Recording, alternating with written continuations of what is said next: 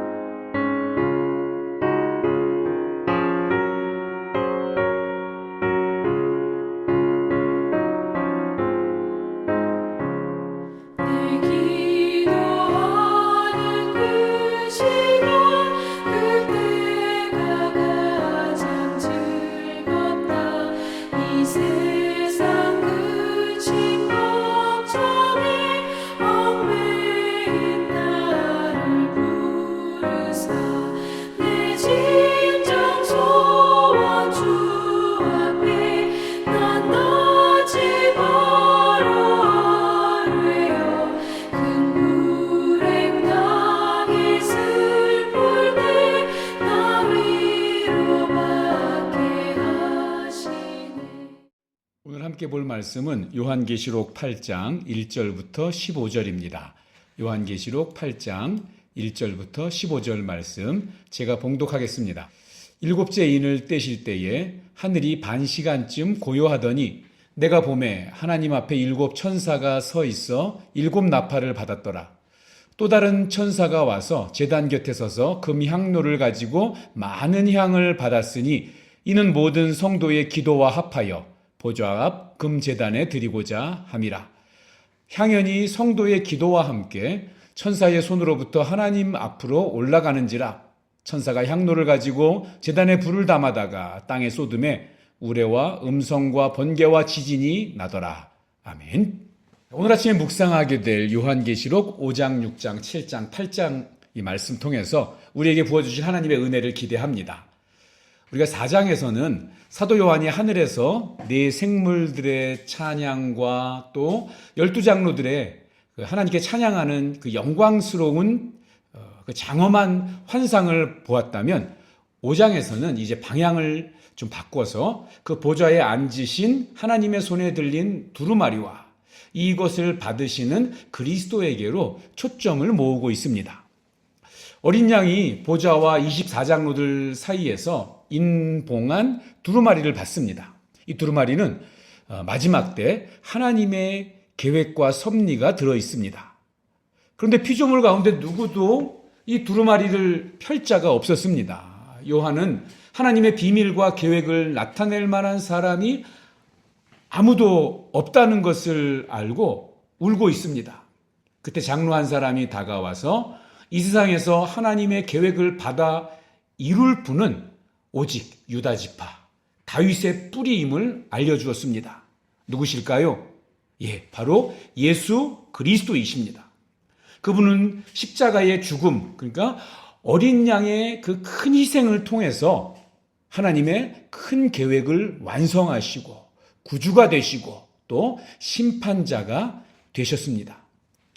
어린 양이 일곱 인봉한 이 두루마리를 받으신 후에 우주적인 경배를 받습니다. 피조물의 대표격인 네 생물과 구속받은 성도들의 대표격인 24장로들이 어린 양께 경배를 하고 그리고 천사들과 온 우주 만물이 경배합니다. 그들은 어린 양 앞에 엎드려서 검은고와 금대접을 가지고 경배를 드렸습니다. 검은고는 찬양을 상징하고 금대접에 가득한 향은 기도를 상징합니다. 우리의 찬양과 기도가 바로 하나님을 높여드리는 그런 방법입니다. 자, 이제 6장으로 가실까요? 6장에서부터 16장까지는 요한계시록의 본론에 해당된다고 할 수 있습니다. 일곱 봉인에 담긴 심판, 일곱 나팔에 담긴 심판, 일곱 대접에 담긴 심판으로 그 내용이 이루어져 있는데요. 그 심판의 강도는 뒤로 갈수록 더 깊어져 갑니다. 그리고 종국에는 바벨론의 멸망과 새 예루살렘의 등장으로 이어지게 됩니다. 이러한 심판은 악에게는 종말, 그리고 성도에게는 은혜라는 이중적인 개념을 담고 있다는 것을 꼭 기억하셔야 합니다. 이 세상을 향한 하나님의 계획이 기록된 이 두루마리가 그리스도, 어린 양 그리스도의 손에 옮겨진 후에 그리스도는 그 봉인을 떼십니다. 자, 이 6장에서 가장 중요한 말씀은 마지막 절인 17절이라고 할 수 있습니다. 그들의 진노의 큰 날이 이르렀으니 누가 능히 서리요. 차례대로 하나씩 봉인된 것이 떼어지고 그 6번째 봉인이 떼어진 후에 6장의 마지막 말씀이 기록된 후에 이제 7장으로 넘어가서 하늘과 땅에 존재하는 성도들, 교회의 모습, 즉 14만 4천 명에 대한 이야기가 나오고, 그리고 다시 8장 1절부터 7번째 그 봉인이 떼이면서 7 나팔의 심판이 또 계속 이어서 시작이 됩니다. 자, 여기서 6번째 봉인이 떼이고 7번째 봉인이 바로 떼어지지 않고 그 사이에 이 7장의 내용, 하늘과 땅에 존재하는 성도 14만 4천 명에 대한 이야기가 들어가 있다는 것이 굉장히 중요한 의미를 가지고 있습니다. 왜냐하면 6장에서 이 봉인들이 차례차례 떼어지면서 하나님의 심판이 임하는데요. 그 6장 마지막 절이 어떻게 묻고 있습니까?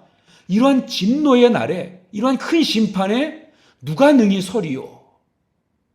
그 질문에 대한 답변이 7장입니다.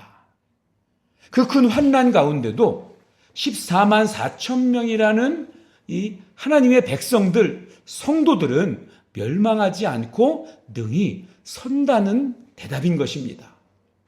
결국 이 환난과 핍박 가운데도 성도는 끝내 승리한다는 메시지를 우리 전해주고 있는 것입니다. 그래서 요한계시록은 우리 아까 말씀드렸죠. 죄인들에게는 두려움과 그리고 심판의 그러한 책이지만 성도들에게는 은혜의 책이고 위로와 소망을 주는 말씀입니다. 큰 시험 가운데서도 성도는 끝내 승리합니다. 왜요? 결코 짧지 않은 하나님의 그 전능하신 손이 우리를 붙잡아주고 계시기 때문입니다. 마지막 7장으로 가겠습니다. 7째 인을 드디어 떼게 되죠. 그래서 하나님 앞에 서 있던 7 천사가 7 나팔을 받습니다. 그런데 나팔을 불기 전에 한 가지 이벤트가 기록이 되어 있는데요. 또 다른 천사가 제단 곁에 서서 금향로를 가지고 많은 향을 받습니다. 그리고 그 향은 성도의 기도와 함께 하나님께 올라갑니다. 그 후에 천사가 제단의 불을 이 향로에 담아서 땅에 쏟자 우레와 음성과 번개와 지진이 일어납니다. 특별히 오늘 본문 이 8장 1절을 보면 7째 인을 떼실 때에 하늘이 잠시 동안, 그러니까 반 시간 동안 고요했다, 이렇게 성경은 말씀하고 있습니다. 이 하늘에서의 이 고요함의 시간, 이 시간은요, 성도들의 기도가 예수 그리스도의 중보의 향과 더하여서 하나님께 올라가 전달되는 시간입니다. 하나님께서 성도의 기도에 귀를 기울이시고 듣는 시간인 것이죠. 그렇게 이 하늘에서의 침묵은 하나님께서 이 땅의 교회가 또 성도가 하나님께 드리는 그 기도, 그 탄식에 얼마나 우리 하나님께서 귀를 기울이시는지를 짐작하게 해줍니다. 내 생물들과 장로들 그리고 수많은 천사들의 찬양조차 이 30분 동안 멈추게 됩니다. 그리고 하나님은 오로지 이 땅에 교회와 성도가 드리는 기도와 탄식에 귀를 기울이시는 것입니다. 또 그 후에 천사가 이 제단의 불을 향로에 담아서 땅에 쏟습니다. 그때 우레와 음성과 번개와 지진이 일어납니다. 이 땅에서 고난받은 성도들의 기도에 대해서 하나님이 응답하시는 것입니다.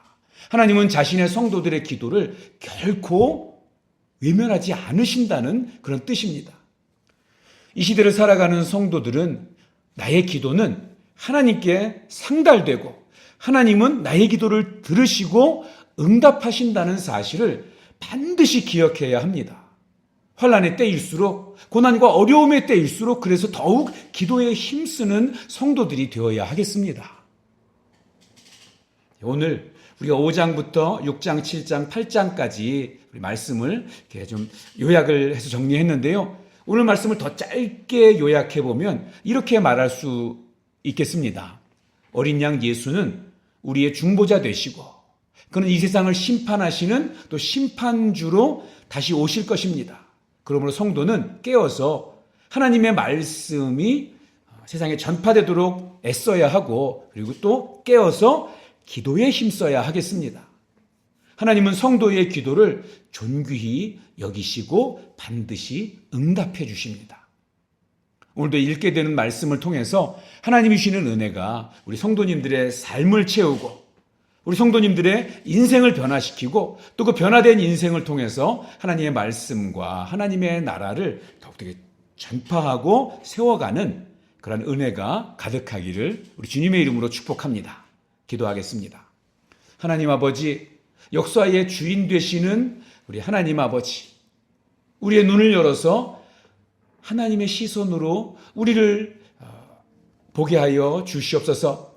하나님 아버지께서는 우리의 기도를 듣기 위해서 하늘의 모든 심판과 다른 것을 멈추시고 귀를 기울여 주시고 또 섭리 가운데 반드시 응답하시는 분이시기에 우리가 어떠한 상황에서도 실망하지 않고 기도를 포기하지 않게 하여 주시옵소서.